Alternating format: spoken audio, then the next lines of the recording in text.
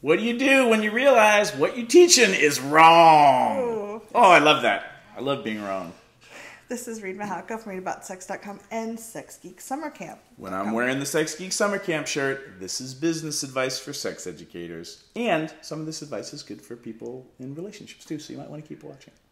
I'm Cathy from theintimacydojo.com. Woo! Okay, so we had a person write in. We love it when you write in. Keep writing in. Leave comments. Email us.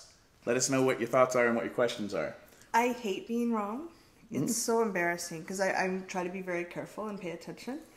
And I found that leaning into the embarrassment and just telling people right away if I've been doing something wrong is the best, and trying to avoid it or pretend, or it's one thing if information may have upgraded. It might have been that you were teaching what was true or thought to be true at the time, and then they found out something different. And it's fine to say that. But if you're mistaken, just saying, I am sorry, I'm mistaken. It is always in my policy to tell people right away when I notice I've been doing something wrong. And giving links and updated information is really important. Yeah, and you don't necessarily, depending on how you deal with the internet, like if you have a post that was giving bad advice and now you have new advice, I would recommend don't take the post down, but amend the post and put it up front. Or not little letters at the bottom. Not little letters. Go like, oh my God, new information. That will change everything. Because what you're modeling is that it's okay to not be right all the time. And we live in a day and age now where, as an expert, most people actually want you to be human. Yeah.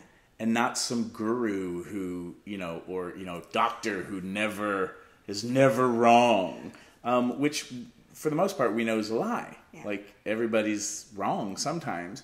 And if you're in the sex and relationship world, you should probably teach people how to clean up their messes when they fuck up.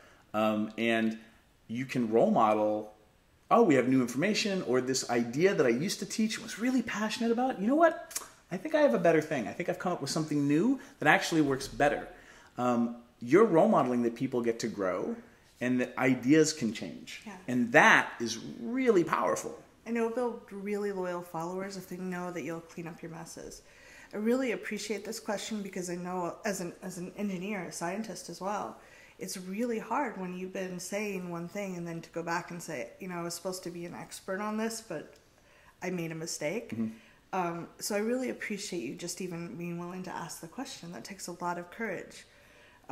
And I think that when you have a community of support, that helps too. When you're feeling alone, it can feel really hard to tell your followers, hey, I made a mistake. But if you have peer support where you can go, oh my God, I need to vent for a few minutes. I can't believe this happened. And you have someone go, oh my God, me too. It starts being easier. You get a chance to kind of process the shock and the disappointment that this happened. And then you can be more upfront with your followers. Use the 5 languages of apology. I really love that book.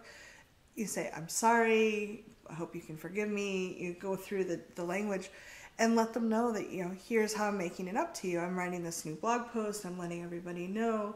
That sort of thing can really make a difference and build a really deep relationship with your audience. It's really powerful stuff. And there are so many things changing in culture around gender and around racism and inclusion and intersectionality alone. Just those things.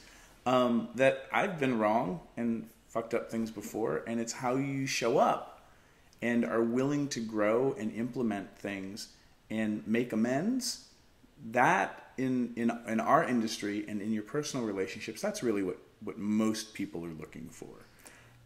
So if this is something that interests you and it lines up for you, coming to Sex Geek Summer Camp is a great way to build networks and meet a lot of really high integrity sex geeks who are there because they want to reach people and make a difference. And I just had such a blast last year hanging out with them because in our day-to-day life, we're working on our business. We spend more time in front of our computer often or in front of a classroom than we do with our fellow sex geeks, people that are educating in our shoes, who really get that, oh my God, that's so embarrassing when that happens. I did this one time.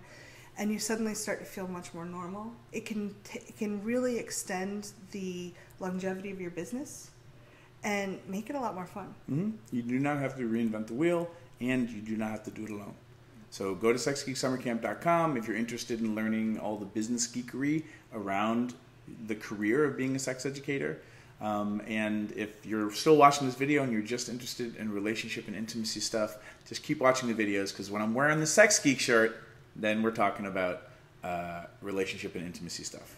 Please leave your embarrassing questions, your uncomfortable questions, the things you really want to know. Leave them in comments below. We go through them and we do our best to shoot videos on all of them. And thanks for sending in the questions that we like to answer on the videos. Yeah. Bye!